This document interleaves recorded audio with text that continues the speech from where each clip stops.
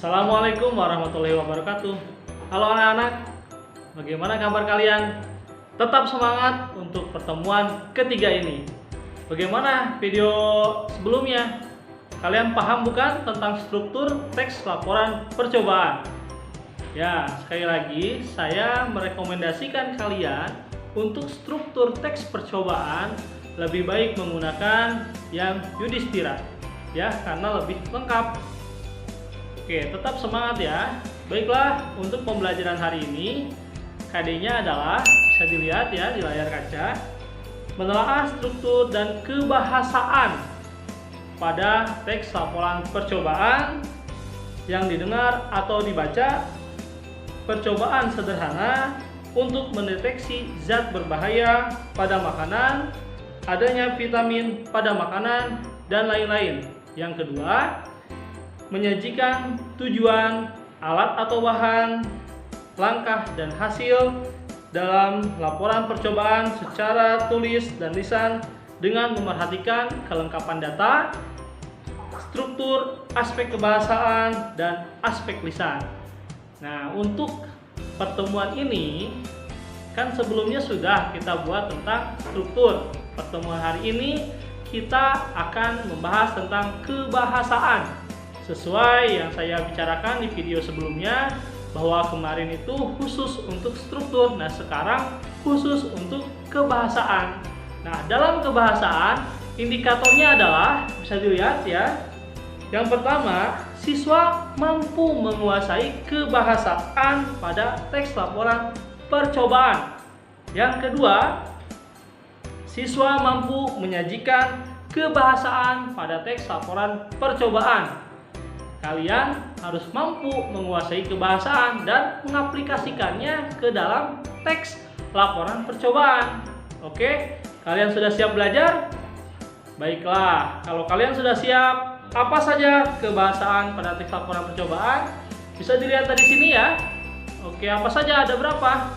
Ada 4. Yang pertama, ada yang disebut kalimat deklaratif.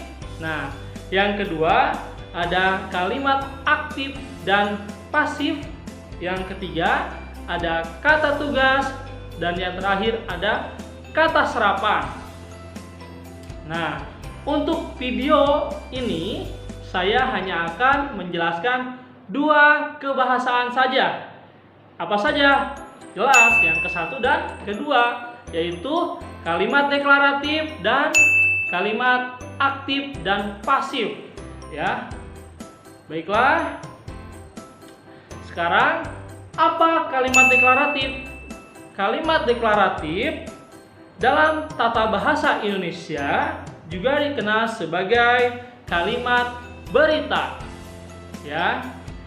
Kalimat deklaratif umumnya digunakan oleh pembicara, penulis untuk membuat pernyataan. Nah, dalam teks laporan percobaan banyak sekali informasi atau pernyataan yang berupa berita. Makanya kita harus berlatih untuk menggunakan kalimat deklaratif. Bisa dilihat contohnya di sini ya. Contoh yang pertama adalah setiap pegas memiliki nilai konstanta tertentu. Oke, nah di sini yang dibicarakan atau kalimat beritanya menyampaikan bahwa setiap pegas itu mempunyai nilai yang sama. Nah, itu kan berita, memberitahukan kepada khalayak umum, ya. Baiklah, yang kedua bisa dilihat pertambahan panjang pegas kedua lebih kecil daripada pertambahan panjang pegas pertama untuk masa beban yang sama. Oke, ini sudah jelas banget ya, memberitahukan kita bahwa ada kesamaan panjang pegas tersebut. Nah, yang terakhir bisa dilihat pegas pertama diberi beban X. Udah jelas sekali, semuanya ini adalah kalimat berita. Perlu kalian tahu, kalimat deklaratif atau kalimat berita bisa menggunakan kalimat aktif dan pasif. Ya, bagaimana seorang penulis atau pembicara menyampaikannya seperti itu.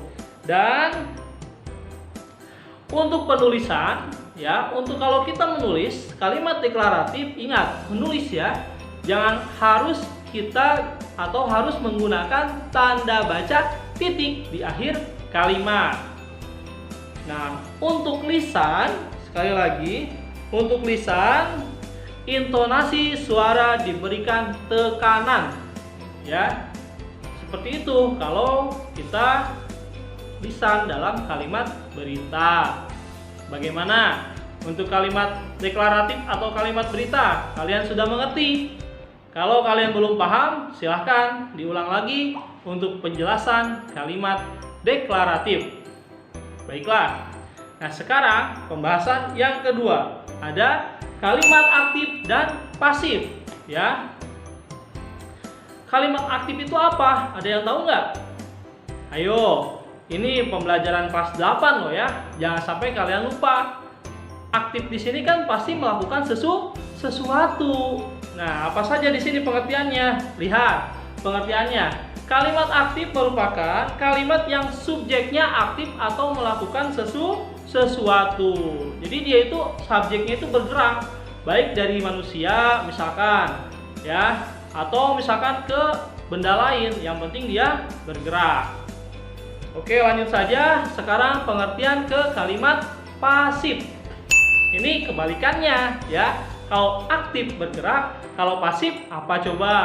Nah, kalau pasif, kalimat subjeknya dikenai suatu pekerjaan. Jadi si subjeknya itu diberikan pekerjaan. Ya, kalau pengertian masih pusing ya? Baiklah, kalau gitu kita lihat saja contohnya kalimat aktif dan kalimat pasif, ya. Kalian lihat di sini ya. Yang pertama, Gita sedang menyiram bunga. Nah, udah jelas ya di sini disebutkan bahwa Gita sedang menyiram bunga itu aktif. Nah, kita ubah ke pasifnya. Apa coba? Tanaman sedang disiram Gita, ya, gitu. Jadi penambahannya itu atau penggantiannya itu antara imbuhan me dan imbuhan di. Dimana kalau imbuhan me itu udah jelas aktif, sedangkan di itu merupakan pasif. Paham? Oke, kita tes ya. Lihat contoh berikutnya nih. Yang pertama, Elden membeli buku pelajaran. Aktif pasif. Betul ya, itu adalah aktif. Nah, yang kedua, ya. Buku pelajaran dibeli Elden. Aktif pasif. Betul sekali, itu merupakan pasif. Ya, kalian sudah mahir nih menggunakan kalimat aktif pasif. Ya, bangga sekali saya sebagai guru kalian.